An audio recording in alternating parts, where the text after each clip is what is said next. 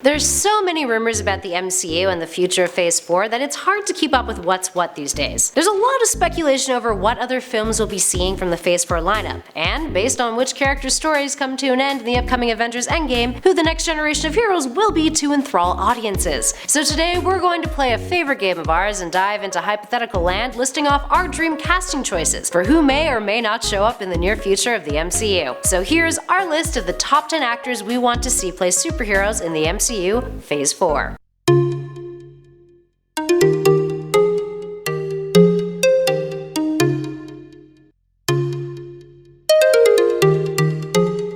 And at number 10, Dylan O'Brien, playing Nova. Nova has been a character that's been rumored to be making his way to the MCU. Now many believe he'll be part of the new iteration of the Guardians of the Galaxy. In the comics, Xandar, the planet that we were on in Guardians Volume 1, is destroyed, and the last surviving member of Xandar's Nova Corps, Roman Day, is dying. So he chooses Richard Rider, aka Nova, to replace him. Rider is given the powers of a Nova Centurion with little instruction, and chooses to name himself Nova, becoming his own superhero. Roman Day already exists in the MCU, played by John C. Reilly, and considering how things just went down in Infinity War and the introduction of the Skrulls in the upcoming Captain Marvel movie, having Nova make an appearance at some point ain't overly implausible. So who could play him? Well, the forerunner as far as fans are concerned is Dylan O'Brien. O'Brien may be 27, a little bit older than the high school age of Rider in the comics, but he's got the charisma and boyish charm that Richard Rider needs, and has a popular enough following that he'd be a safe casting bet for Marvel Studios to make. And at number 9, Moon Knight. While Jake Gyllenhaal was the forerunner for many fans when it came to casting Mark Spector's Moon Knight, the actor has been confirmed to be playing Mysterio in the upcoming Spider-Man Far From Home movie. And since there's been some major talk of Marvel exploring an adaptation of Moon Knight, which may or may not still be happening thanks to Disney axing James Gunn, someone else will have to do. Spector has multiple personalities because of his Moon Knight persona, something that threatens to destroy his sanity. This delicate balance would be portrayed well by someone the likes of Rami Malek, or Cillian Murphy, the former perhaps being more appealing to Marvel Studios thanks to his work on projects like Mr. Robot, and his overall youth. Plus, dude just won a Golden Globe for playing Freddie Mercury in the Bohemian Rhapsody film. I mean, the film wasn't great, but his performance was amazing. And at number 8, Wesley Snipes as Blade. Wesley Snipes did such a damn good job as Blade that it's almost impossible to imagine anyone else playing the character. He's like Hugh Jackman as Wolverine, but Blade and less popular. And while there are some pretty good options out there, many fans online are calling for Snipes to return as Blade in hopes that a Blade television series and one of the additions to Disney's brand new streaming service and its roster of Marvel shows is in the works. All things considered, it could totally work, and Snipes, who is currently 56 years old, could arguably slide back into the role. Hell, Snipes himself has even stated that he thinks he's the only one who could play the character to date. And at 7, Matthew McConaughey as Norman Osborn. Casting Norman Osborn is no easy feat. Considering that the character hasn't even debuted in the MCU yet, there's a lot of questions fans have about how exactly Spider-Man's arch-nemesis will enter the fray, and if his introduction will even be as part of Peter Parker's mythos. Regardless of how he's written in, one thing is for sure: the villain needs a powerhouse of an actor playing him in order to do the character justice, and Matthew McConaughey fits the bill. McConaughey is an actor who has proven he's willing to adapt in order to play a particular character. Have you seen Dallas Buyers Club? Yeah, dude is amazing. Now imagine that kind of treatment towards someone like Osborn. And at 6, The Eternals. One of the biggest rumors about potential MCU films in Phase 4 is that we'll be getting a whole movie about the Eternals, the powerful race of cosmic beings who are an offshoot of the evolutionary process that created sentient life on Earth. The Celestials had intended the Eternals to be defenders of Earth, and the Eternals have a lifelong beef with the Deviants,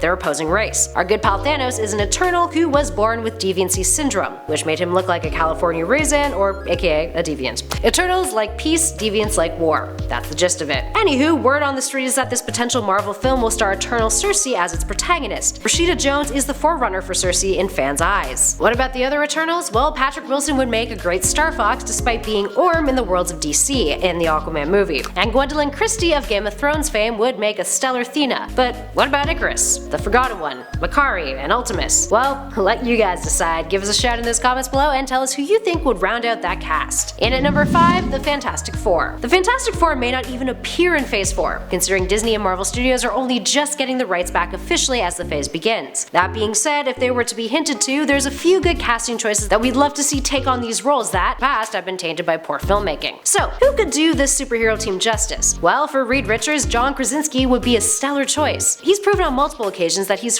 far more than Jim from The Office, and has great emotional depth for his wife Sue Storm, who would be better than Krasinski's superstar wife in real life, Emily Blunt. The two have proven to have on-screen chemistry even in the worst of fictional situations like in A Quiet Place. For Johnny Storm, Sam Claflin is our pick. He's a heartthrob, but he's got some solid acting chops too, and he's still fairly young despite some people thinking he'd make a better Adam Warlock. And for The Thing, well, we don't actually know who we'd like to see. Dwayne "The Rock" Johnson would have been ideal, but considering he'll be playing Black Adam in the upcoming Shazam movie, we'll doubt he'll be joining the MCU anytime soon. In at number 4, Joaquin Phoenix as Dr. Doom. Up until this past year, many a fan have felt that Joaquin Phoenix would make one hell of a Dr. Doom. Now that the actor has committed to playing the Joker in DC's new origin film about the Clown Prince of Crime, it seems unlikely. But hey, here's wishful thinking. Dr. Doom requires an actor who has the ability to bring forth a complex performance, and can really explore the depth of Victor's arrogance and code of honor. Depending on the contractual agreements, and if Phoenix would, ever really want to be in the MCU, he would surely make one hell of a Victor Von Doom if casting was to pan out that way. And at number 3, Tom Hardy as Wolverine. Whoever ends up getting cast as Wolverine has some big shoes to fill.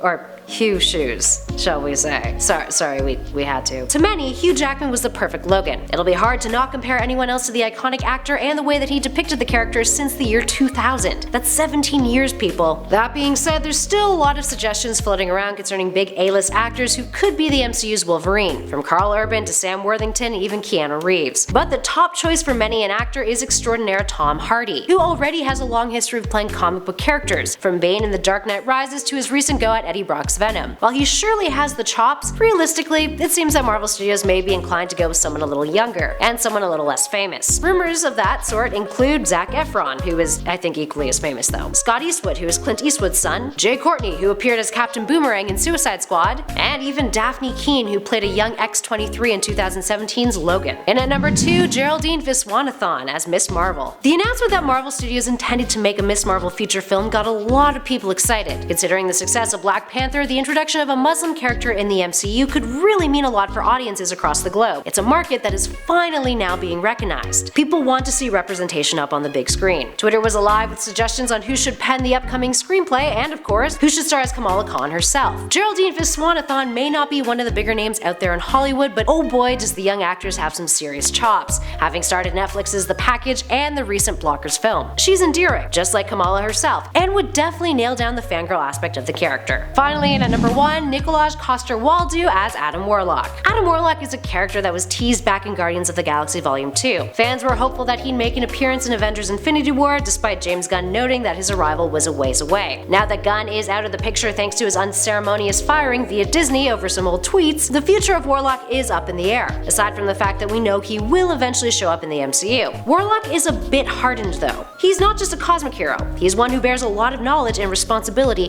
along with awesome power. Also, look at his face in the comics, he's got a slight air of insanity to him, doesn't he? The fan favorite and our pick to play him is none other than Game of Thrones' Jaime Lannister, Nikolaj Coster-Waldau. He's the right age, he's got the right look, and he's definitely got the chops. We could easily see him leading the Guardians or headlining his own feature as Warlock. Alright, there we have it friends, what other actors do you see in these roles? And what other roles did we not mention that you see actors in? Give us a shout in those comments below and let us know. If you dug this video, spread the love, hit that like button, and be sure to subscribe to Top 10 Nerd for more lists just like this one. In the meantime though, thanks for watching. I'll catch you all in the next video.